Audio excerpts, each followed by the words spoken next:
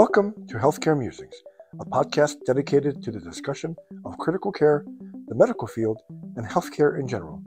Here is your host, Dr. Hesham Hasabala. All right, great to have you with me. So, continuing on our series about getting a job, what we need to know because residencies and fellowships don't do a good job in teaching it. So last time we talked about the pitfalls and the potential of private practice, which is, again, a waning type of job, and there are still some out there. So you can refer to that recording on the website, healthcaremusings.com, if you did not listen to that. So most of the time, or many times, there is going to be the job that you'll get will be an employed model. You will either be employed by a health system, a large health system, a large medical group, or employed by a hospital, or employed by a hospital, right? And a hospital may or may not be part of a health system. So, and basically, you enter into an employment agreement. You're an employee. They give you the outlines of your job description, what you are expected to do, and then they pay you a salary. Either they pay you, so it depends on the specialty. Sometimes you get a straight salary, or it's a shift based. So a lot of physician jobs are becoming shift based, and critical care, what I work at, that's been shift based for a long time. Emergency medicine has been shift based. Hospital medicine now is shift based. Sometimes there are inpatient surgical jobs like acute care surgeons that are also shift based. Trauma surgery a lot of times are shift based, and there are other types of jobs where it's a mix of inpatient and outpatient. For example, if you are in a large pulmonary critical care group, they might have you work maybe 1 week in the office, and you do only outpatient work for that week, and then you have 1 week in the hospital taking pulmonary consults, and you do procedures in the hospital, and then maybe 1 week you'll do critical care, and then and then you're paid a salary for that. So there are some that are purely inpatient shift based, and there are others that have a mix of inpatient and outpatient depending on the specialty, right? So that is kind of a good chunk of the jobs that most people will get. So how are you paid? You're paid a salary. So whether the salary is composed of shifts, so for example, you get an hourly rate. For example, you work a 12-hour shift, you're paid X amount of dollars, and so your salary for that shift is Y dollars, right? And then if you work 15 shifts a month, that is going to be your salary, your yearly salary, okay? And that's very simple math, right? They pay you this many dollars per hour. You work this many hours per shift. You work this many shifts per month, right? And then different groups have different definitions of what full-time is, where you can get benefits. Some groups do an average of 12 shifts per month, where you are full-time. Some say it's 15. Some say it's as low as 8. It just kind of depends on the employer, right? And so that's your salary. Or they just give you a straight salary and they just say, this is what you're doing. A lot of times it's pure productivity based, and I want to go into that. Pure productivity means that they will pay you a dollar amount per work RVU that is generated. So what's a work RVU? A work RVU is a number attached to a procedure, whether it's a procedure like a central line, or intubation, putting a breathing tube in somebody, or doing a thoracentesis or a paracentesis, or seeing a patient in the hospital and billing for an initial H&P or initial consult. Every one of those procedures, quote unquote, is assigned a point value called the work RVU. And that work RVU is actually, it comes from work groups, I think, led by the AMA, the American Medical Association, and they survey physicians about what they feel, how complicated things are, how much risk it is to the patient, how difficult it is for the doctor to do it, and they assign a work they assign a point value. Like, for example, critical care time in the intensive care unit is one of the highest generating procedures. It is assigned 4.5 work RVUs, or points, work RVUs. And so depending on the number of people you see in a day and the procedures you do, you'll generate a number of work RVUs per shift or work RVUs per day. And then so there are many groups that will pay you a salary based on the number of work RVUs that you generate per month or per year, right? And they pay you a dollar amount for it. So for example, I'm just making the math simple. If you generated 10,000 work RVUs, which is a lot, by the way, that's a lot of work, and they pay you $50 per work RVU, then your yearly salary is $500,000, right? Now, it sounds great. Like, the more you do, the more money you make, and that's wonderful and all. Just know that it can be difficult to, because in order to earn a lot of money, you're going to have to see a lot of patients. And the pitfall is you could sacrifice the quality. If you are trying to see 20, 25 patients in a day, how much quality time are you going to spend per patient? Are you going to be able to do all the things that you're supposed to do well without missing something in order to generate as many work RVUs as you can to get paid as high amount of a salary as you can? I mean, you have to think about that.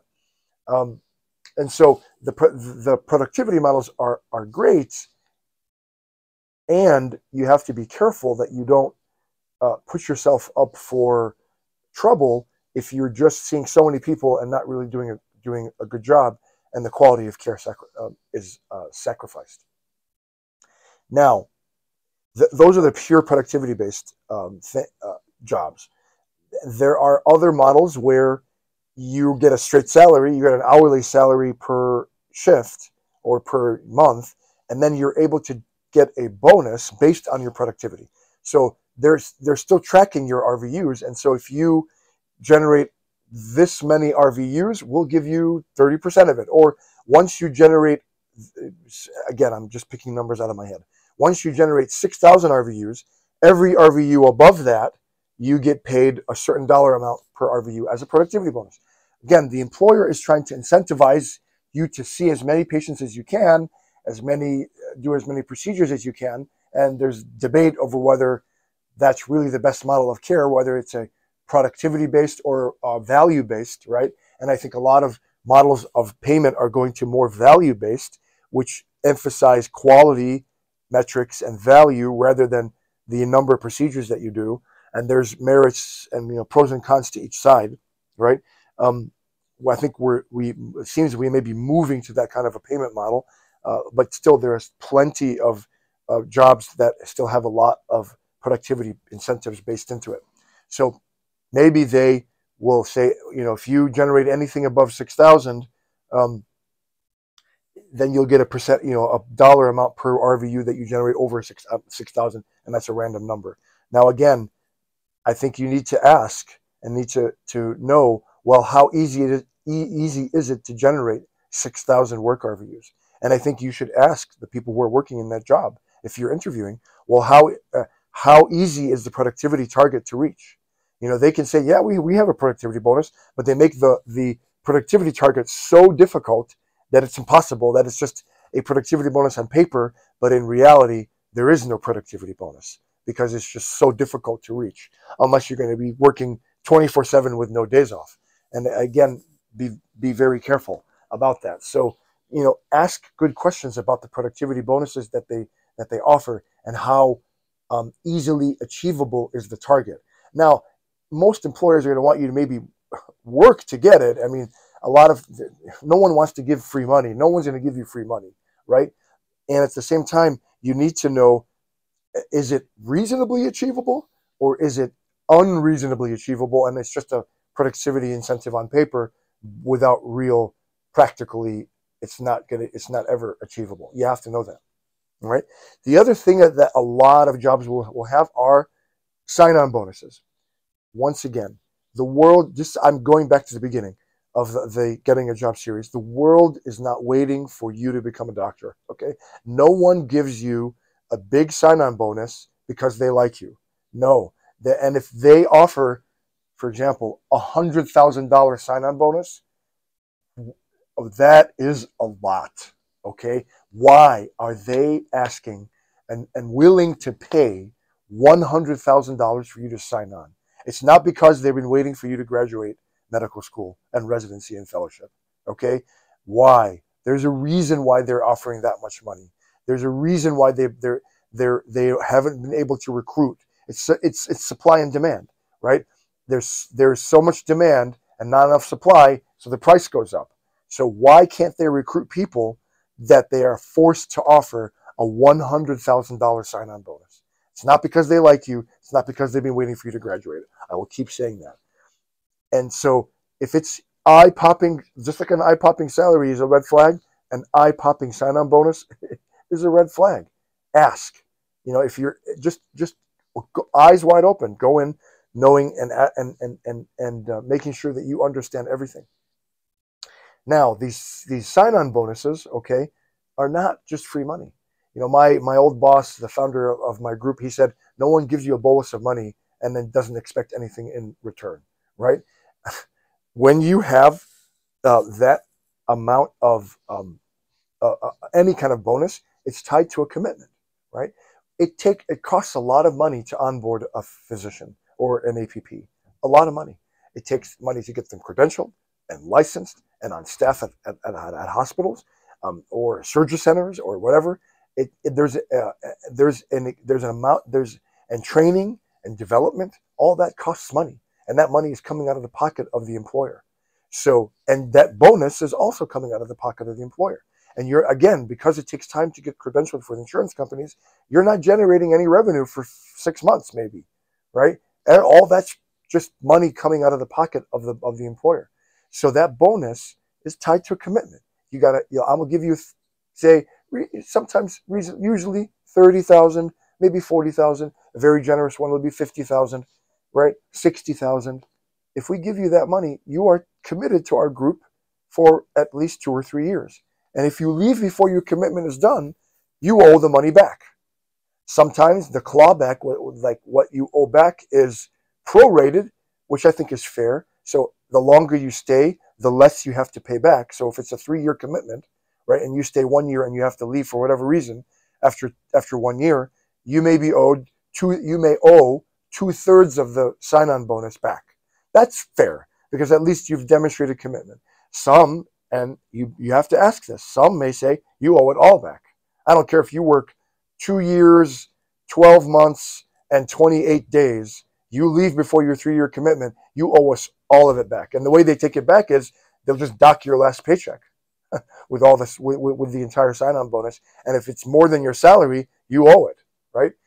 That's unfair and unreasonable, but some people do it. And if you're not paying attention to the details of the employment agreement, then you're liable to get hurt. So just know that nobody's going to give you money without a commitment tied.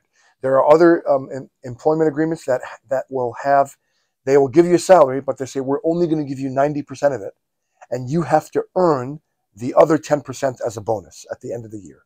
And so, yeah, there are jobs like that. There are groups that do that, right? They want to incentivize quality. And so you have to ask, okay, what are the metrics and how easy are they to attain? If they are impossible, then that's just a pay cut disguised as a quality incentive, right? So these are kind of the things that you have to pay attention to and be mindful of when you are going to go to an employed model that has a productivity incentive and a sign-on bonus built into it. Anyway, thanks so much for your time and attention, and we'll see you next time on Healthcare Musings.